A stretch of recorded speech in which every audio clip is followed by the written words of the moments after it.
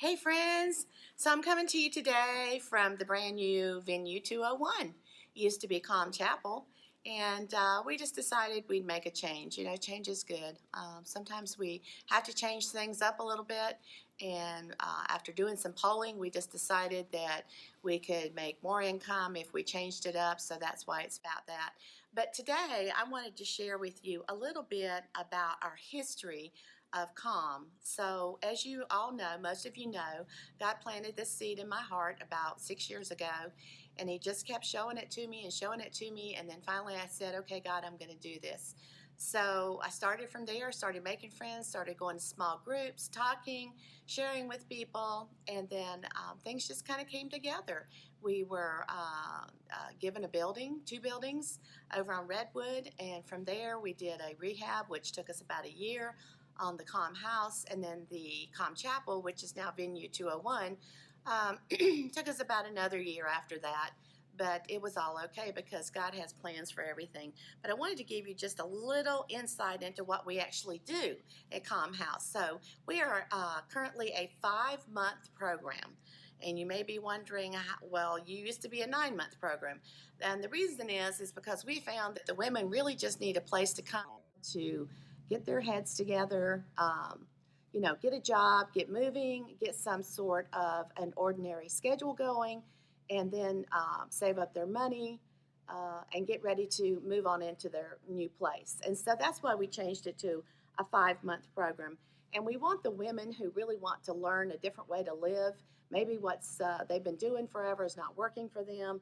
And so we want the women that want to change, that need some help, that maybe they're in a crisis situation of homelessness or something else is going on in their life and they just need a place to be. So we are drug and alcohol free. We do test to get into our program, and then we do random testing because we want everybody to be safe here and have our children safe. Speaking of children, we take children up to age 6. So if a mom comes and she's approved to come in our program and she has 2 kiddos, that's fine. She can have 3 kiddos, but they have to all be under 6 years old or up to 6 years old to get in. So how do they get in? I'm asked that all the time. So first I do a telephone interview. That takes about an hour. I do a lot of checking and talking with them to see where they're really at and to see if they really want to change. Then I give them our website if they haven't already gone to it, and that is Niceville, C-A-L-M.com. So it's nicevillecalm.com. So they go to the website, they can see everything about us, see some pictures. They can also look at the documents that they will have to read and go over to get into our program. We go over that with them so they can understand exactly what's required of them and what's required of us. So once they have done that, they print that and fill it out. They can scan it and email it back to me.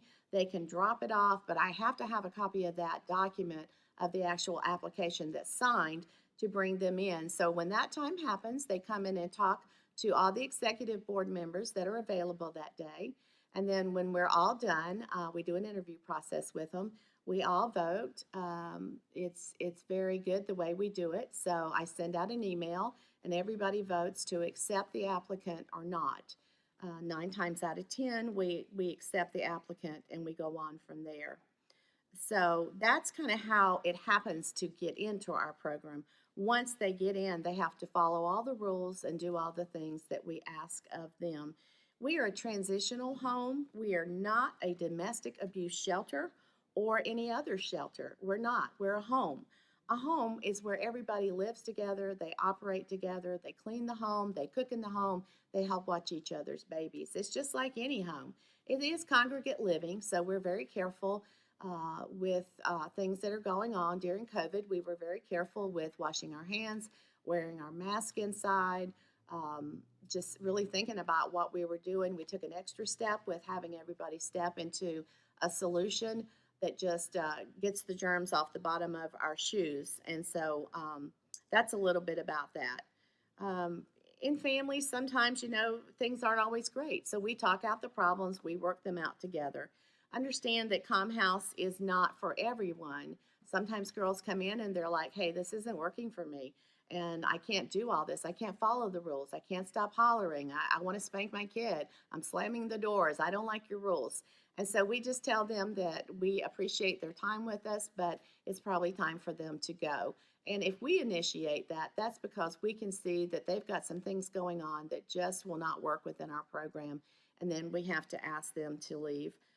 We really don't want to do that. We want everybody to stay, but that has happened before. We are a faith based facility.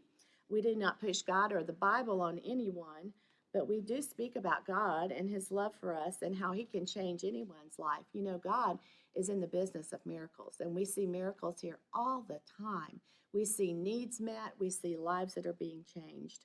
So, our requirements is that they have to have a true crisis situation, such as homelessness, something's happened, they've had a big event in their life, they need somewhere to go, their family has left them, maybe they were dumped here, which happens sometimes. It's not always pretty here. It's beautiful where we live, but things do happen here just like they do everywhere else. The moms are required to attend our classes that we have. Those are generally Monday through Thursday from 3:30 to 4:30. They also see case management and they see mental health once a week. We ask them to attend Celebrate Recovery, which is on Tuesday night, and then we do ask them to attend church on Saturday night or Sunday morning. There have been times during COVID when we couldn't attend church, and so they all watched online. We just believe that that is a huge part of this program. God, He just is huge, and so we want the girls to see this and to feel His love. There's also a program on Wednesday night that one of our ladies has, single moms, and it's at Cross Point, and so they can also attend that. They're required to keep their rooms clean and the house clean and keeping the bathroom clean. They take turns learning how to cook nutritious meals. The meal is cooked for the whole house. It's not just for them and their family. Again, we're teaching them how to look at things differently. And we do teach them how to be budget friendly. So all of our meals are pretty much budget friendly with what they're doing. We don't allow any hollering, slamming of the doors, spanking of the children. There's different ways to work with children. They must keep their self clean, their kids clean, bathe every day, and clean clothes. And we have a washer and dryer. It goes a lot.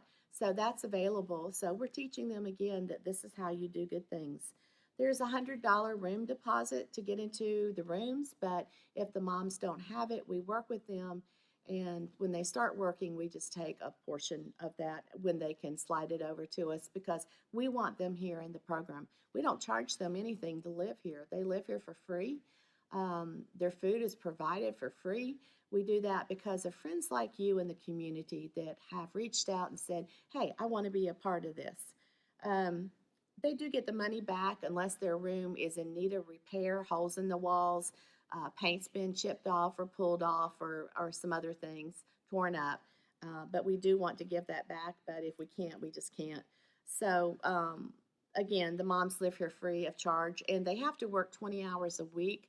Usually we give them a 2-week transitional period where that's just kind of coming into the house, understanding our rules, meeting with case management, signing up for everything that is available to them. And then after that, they're encouraged to go ahead and get a job. They can get vouchers for daycare, and the other part they have to pay. Sometimes we can help the moms out with that, especially to get them going in daycare. They just have to speak with us about it. We ask them to save all the money that they earn, and we have a safe that we put all the money in.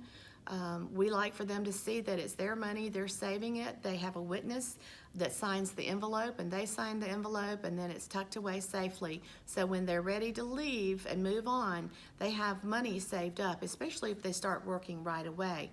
We recently had a mom that was here for a little while, and when I went in the safe to give her money, she had almost $3,000 in there. She was so excited, and we just talked about how good God is and about being smart with our money and saving what we had. So she had money to move into her apartment and get a few things that she needed. I hope this is just helpful information for you. We wanted to be able to share with you exactly how we operate. And again, I just thank y'all so much for pouring into us, for being a part of our program. If it wasn't for you, we probably wouldn't be able to keep our doors open. We don't receive any state money, federal money, or local money. So how we stay open is our fundraisers and just working with the folks that send money in or call us up and say, what do you need? And so I just thank you from the bottom of my heart for being a part of C.A.L.M. You make a difference. Thank you. Have a great day. Bye-bye.